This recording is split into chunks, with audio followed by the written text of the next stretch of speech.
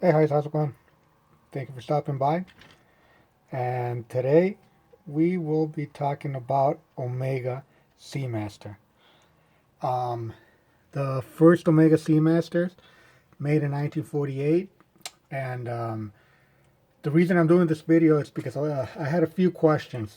Why doesn't it have the seahorse? Is it authentic if it doesn't have the seahorse in the back?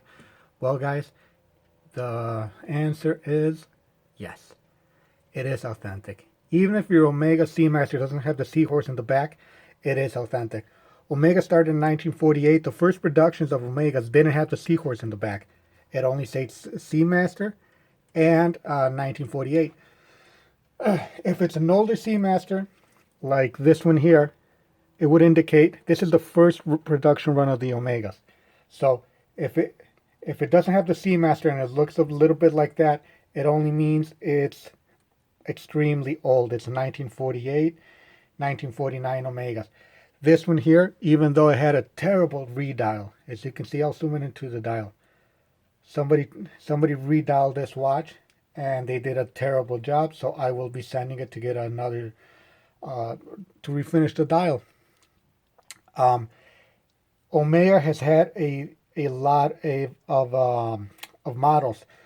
It's said that it's its most successful line, the Omega Seamaster. So right now, I could show you that I have the 300 right here. I have the 711. These are all for my personal collection, guys. So here's the 711. This is the thinnest automatic movement ever made by Omega. Look at that. Look at that thickness of the watch. I'll do a side-by-side comparison. This is why the 711 is so important. That's normally the thickness of an Omega. Now this one here, look at that. 711 is the most, a lot of people don't know about this watch, but it is very important. It is very rare. And if you see one and you want to find out if it's a 711 without opening it up, just look at the writing. Where it says automatic, the writing is totally different. Okay? The casement of the letters, and you can see it right there. Totally different. The first Omegas would have had a bumper automatic. Bumper automatic meaning, see this here? It stops right here. A lot of people call them bumpers, a lot of people call them hammers. But this is the first Omega Seamaster automatic movement. After that, it moved on to a full rotor. This one would have a full rotor, automatic rotor. So, but your first production years would have come with this one. Okay? And then they would start doing it in chronographs and then in very different variations. I think this is one of Omega's most explored watches that they have made.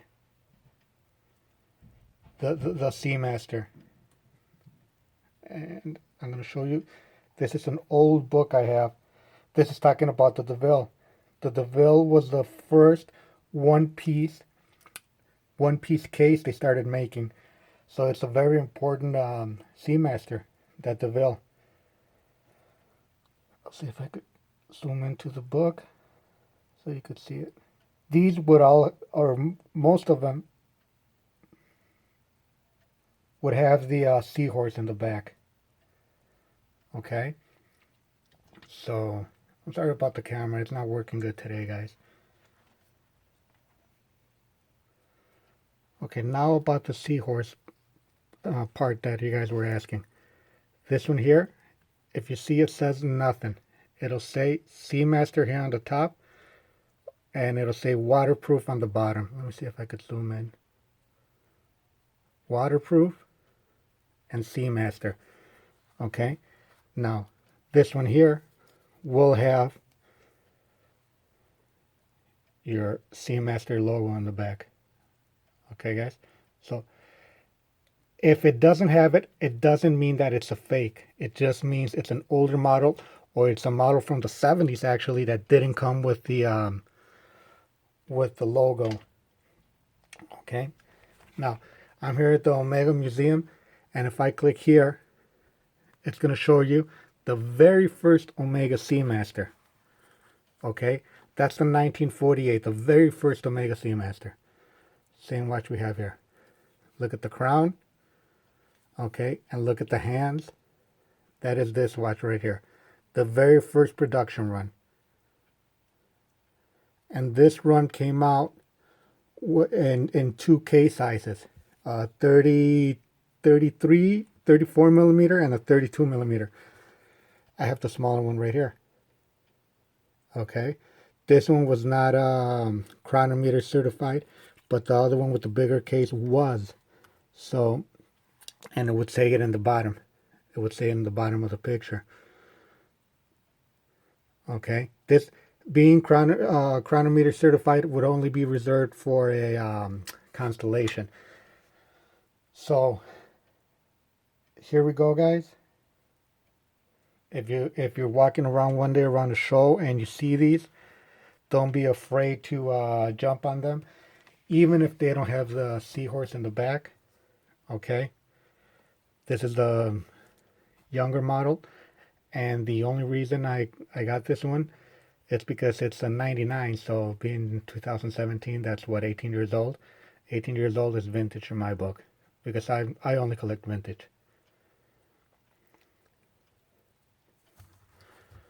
So guys, thank you very much. Hope you enjoyed this video, and if it helped a little bit, please leave me a thumbs up. I'm going to leave a link on the bottom for my Instagram.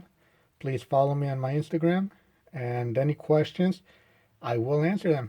Thank you guys very much.